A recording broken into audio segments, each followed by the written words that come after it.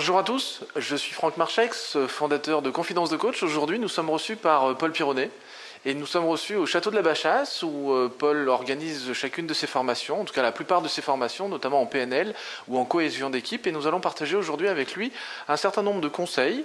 Et notamment, j'avais envie d'aborder un sujet assez spécifique avec lui. Bonjour Paul. Eh bien, bonjour Franck. Tu vas bien ? Super. J'avais envie ici. Merci. J'avais envie d'aborder avec toi un sujet particulier autour des leaders. Ce qui m'intéressait, c'était de savoir quels sont, s'il y en a plusieurs, les critères d'un bon leader. Alors, les critères d'un bon leader. Alors, ce qui me vient comme ça, j'ai envie de dire d'abord, c'est d'abord un système de valeurs et une vision. C'est-à-dire qu'un leader, il va inspirer. On parle d'ailleurs de leader dominant, celui qui va contrôler un petit peu son monde, et celui qui va inspirer.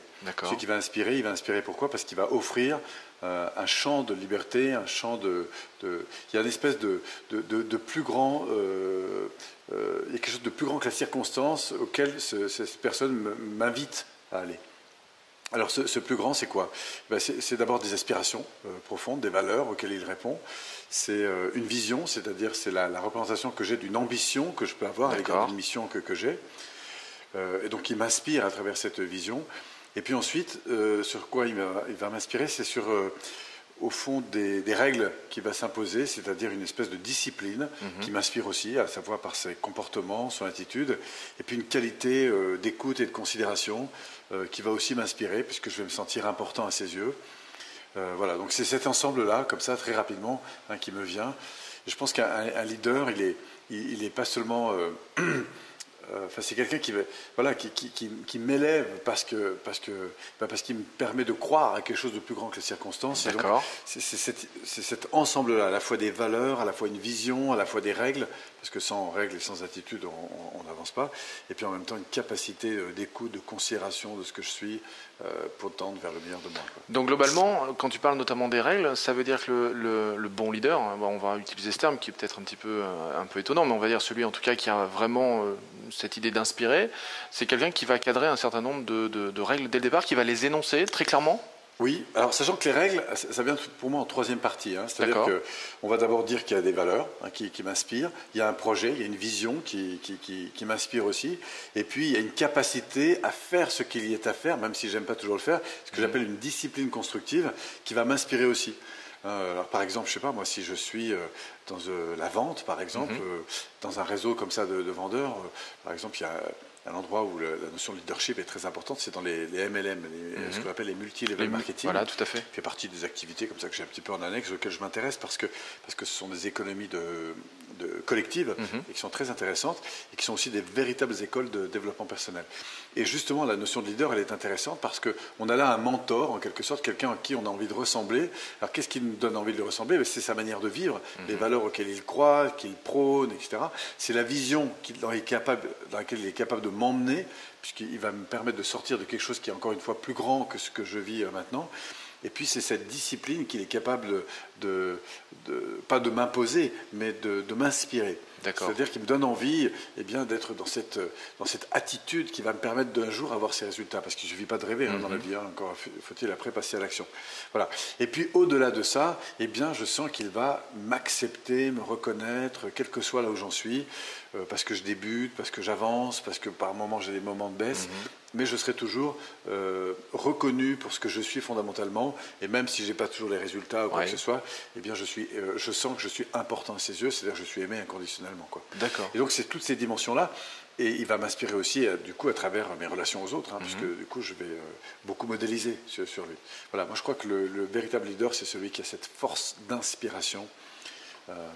Par rapport à son équipe ou par rapport aux gens avec qui il est en train de collaborer? Par rapport aux gens qui le vivent comme un mentor, c'est-à-dire qui vont lui permettre, il va donner aux gens, encore une fois, cette possibilité de grandir dans l'axe et la direction qui les intéresse, parce qu'il sera un mentor pour moi, parce qu'il représente quelque chose vers lequel je veux tendre, mais ce ne sera pas forcément le même mentor pour un autre, tout dépend.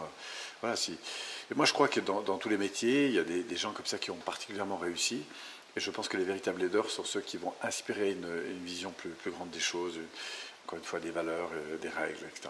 Alors là, on a un certain nombre de critères pour comme on le disait, hein, plutôt reconnaître un bon leader. Maintenant, quels seraient les conseils pour devenir un bon leader? Qu'est-ce que tu proposes? Je crois qu'il faut répondre à ces différentes choses. C'est d'abord être clair sur ce qu'on veut dans sa vie.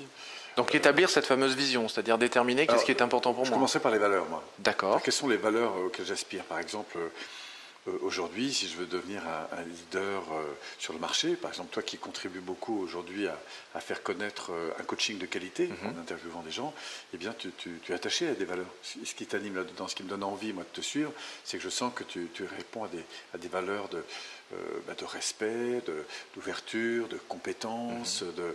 Voilà, donc on sent qu'il y a quelque chose là qui est important pour toi, et tu sais que reconnaître que parfois c'est pas toujours aussi merveilleux, mais parce que tu es aspiré par quelque chose, du coup j'ai envie de te rejoindre à travers ces valeurs.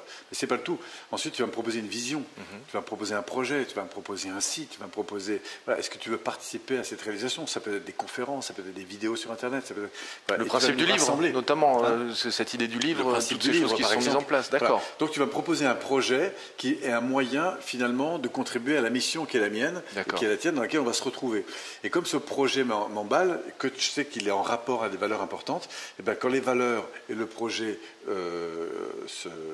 s'harmonisent, et ben du coup j'ai envie de trouver les moyens pour y aller. C'est ça la force. Ça veut dire, les moyens, c'est quoi? C'est l'attitude que j'ai envie de développer, c'est le temps que je vais prendre, c'est l'argent que je suis prêt à investir, c'est les soirées que je suis prêt à organiser pour pouvoir développer, c'est les kilomètres que tu es prêt à faire. Enfin, c'est toute cette discipline que tu es obligé de mettre en place pour avoir un jour ce résultat.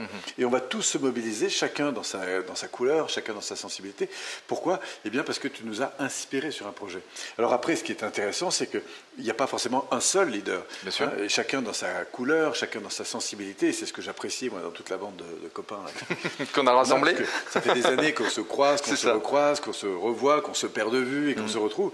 Mais à chaque fois, ce qui nous inspire beaucoup, je crois que c'est à la fois ces valeurs, cette vision de contribuer au développement des gens, des personnes qui et puis d'inventer des choses, de mettre en place des actions nouvelles, de chercher cette créativité et parfois de s'accrocher aussi, parce que ce soit pour écrire un livre, que ce soit pour faire une vidéo, que ce soit pour il faut mettre de l'action, il y a des stratégies à acquérir, il y a du savoir-faire à développer. Ça demande bien sûr de la discipline.